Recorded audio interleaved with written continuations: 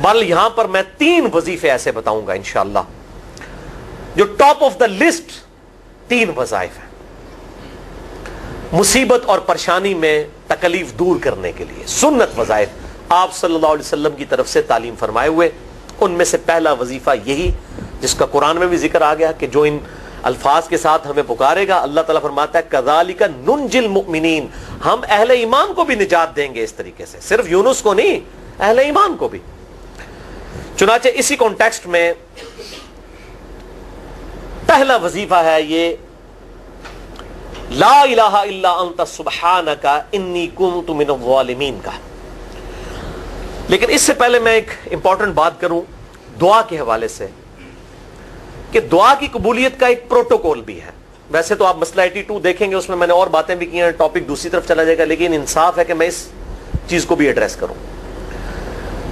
جامعہ ترمذی میں صحیح سند کے ساتھ یہ حدیث موجود ہے، انٹرنیشنل نمبر کے مطابق 593 نمبر حدیث ہے، اور یہ حدیث مشکات میں آپ کو پہلی جلد میں درود شریف والے چیپٹر میں بھی مل جائے گی، اور مشکات کو میں نے ڈکلیئر کیا ہے مشکات از دا انسائکلوپیڈیا آف حدیث، یعنی آپ کو جتنی حدیثیں سکیٹرڈ فارم میں ملیں گی کتب ستہ اور اس سے بھی باہر 13 کتابوں میں، مشکات میں آپ کو مل جائیں گی۔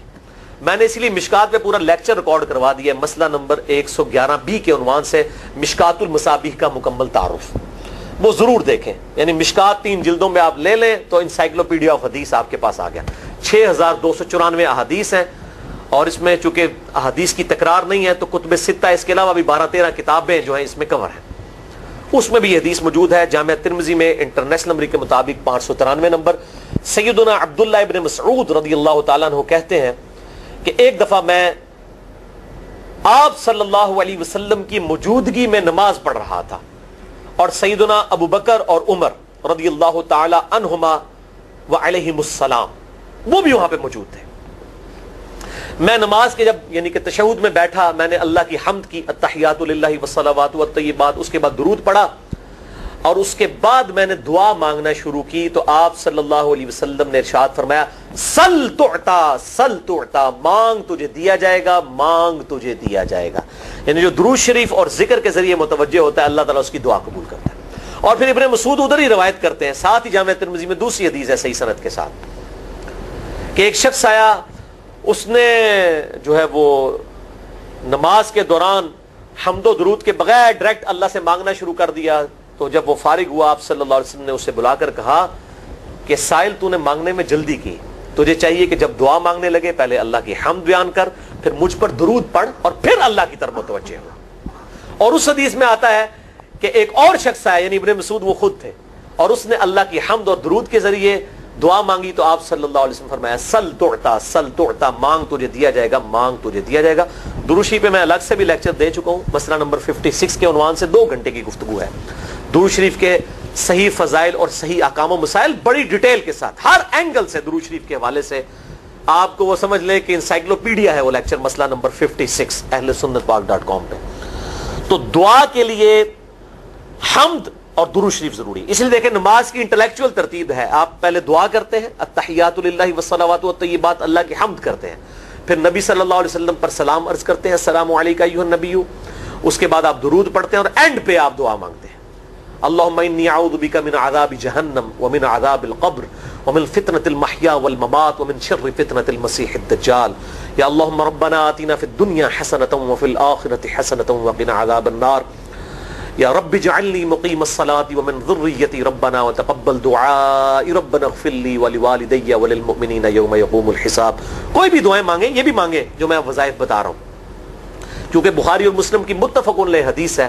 مشکات میں آپ کو تشہد والے چیپٹر میں حدیث مل جائے گی کہ نماز میں تشہد میں درود کے بعد جو چاہو اپنے رب سے مانگو، یعنی عربی میں مانگنا ہوگا، دعائیں مانگے، دعائیں معصورہ کتاب و سنت میں جتنی ہیں وہ مانگے، اس کے علاوہ بھی مانگ سکتے ہیں اگر الفاظ درست ہوں لیکن عربی زبان میں۔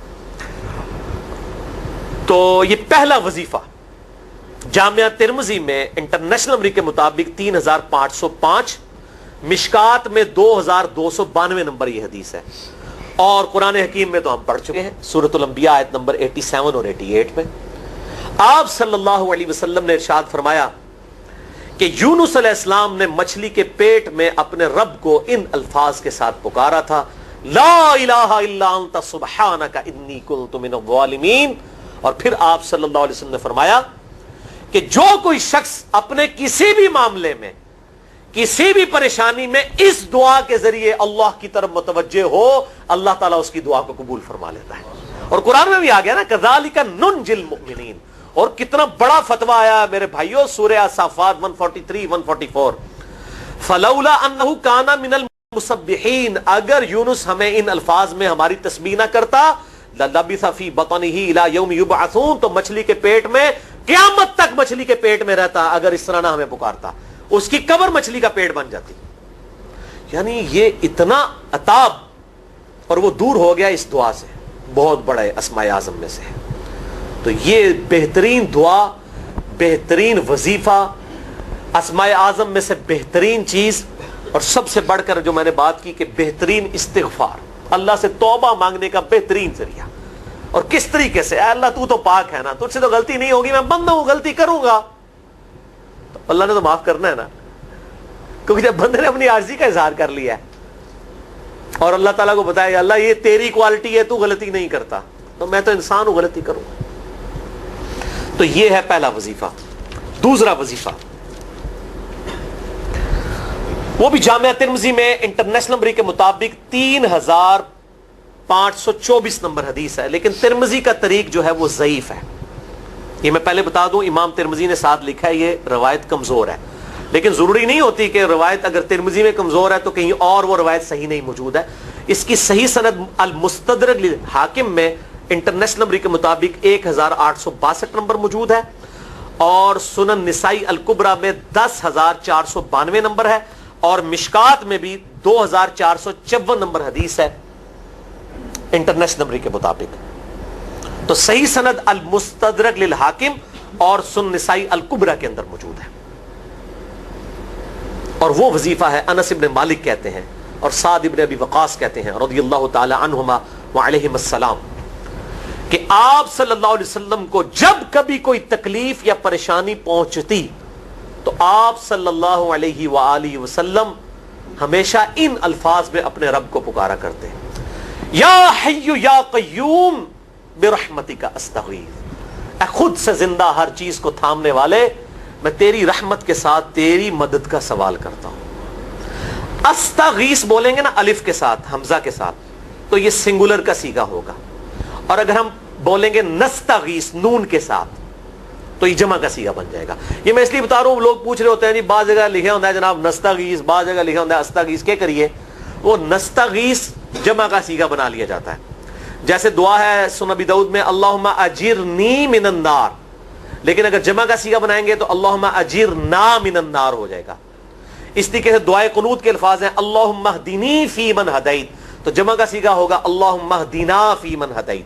یہاں پر بھی ہے یا حی یا قیوم برحمتک استغیث سنگولر کا صیغہ, اور نستغیث پلورل کا صیغہ, جمع کا صیغہ.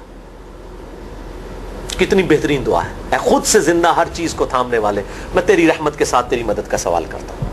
تو یہ بھی اسماء اعظم میں سے ہے.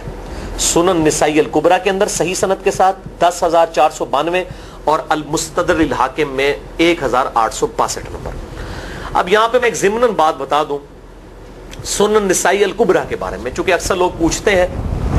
میرے بھائیوں, ایک سنن نسائی وہ ہے جو کتب ستہ میں ہم پڑھتے ہیں, اس میں یہ کتاب لکھی ہے امام احمد بن شعیب نسائی رحمہ اللہ تعالی المتوفی 303 ہجری. کتب ستہ میں یہ ویسے 5ویں نمبر پہ گنی جاتی ہے, لیکن بخاری اور مسلم کے بعد دنیا میں سب سے صحیح ترین کتاب سنن نسائی ہے. سب سے کم ضعیف حدیثیں اس کے اندر ہیں.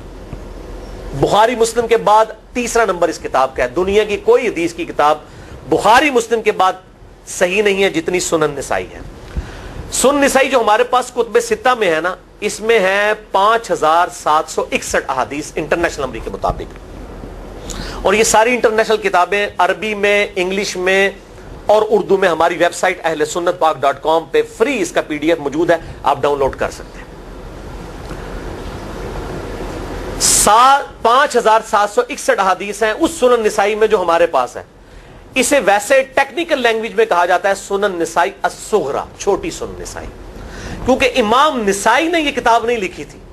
امام نسائی نے کتاب لکھی تھی سنن نسائی الکبریٰ, بڑی سنن نسائی، اور اس میں حدیث ہیں انٹرنیشنل نمبر کے مطابق 11,770، بخاری مسلم سے بھی زیادہ حدیث ہیں اس میں. لیکن یہ امام نسائی کے ایک شاگرد تھے امام ابن السنی، انہوں نے اس کو مختصر کر کے نا چھوٹی کتاب بنا دیا، اور اب پبلک میں یہی چھوٹی کتاب مشہور ہے. اس کی وجہ سے جب ہم سنن نسائی الکبریٰ کا آپ مشکات میں دیکھیں گے نا تو وہ فرق نہیں کرتے ہیں.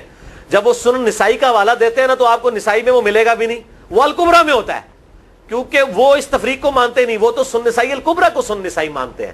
جبکہ ہماری پبلک جو ہے وہ سنن نسائی، وہ میں اب حوالہ دے رہا ہوتا ہوں کہ جی سنن نسائی الکبریٰ میں 9,928 نمبر حدیث ہے کہ جو آیت الکرسی پڑھ لے فوراً بعد کسی بھی نماز کے فرض کے فوراً بعد تو مرتے ہی جنت میں داخل ہوگا. تو لوگ کہتے ہیں جناب نسائی تے حدیث ہیں جناب 5,761 نے، تسی 9,928 کی تمہیں دس دیو. تو میں ساتھ حالانکہ بول رہا ہوتا ہوں سنن نسائی الکبریٰ، میں نے کبھی اس کے بغیر نہیں بولا. تو الکبریٰ سے آپ کا دماغ تو کام کرنا چاہیے، الکبریٰ کیوں بول رہا ہے ساتھ؟ کوئی یہ صغریٰ بھی ہے جس کی یہ الکبریٰ ہے بڑی، اور ہمارے گرین کارڈ میں یہ وظیفہ لکھا ہوا ہے الکبریٰ کے ساتھ.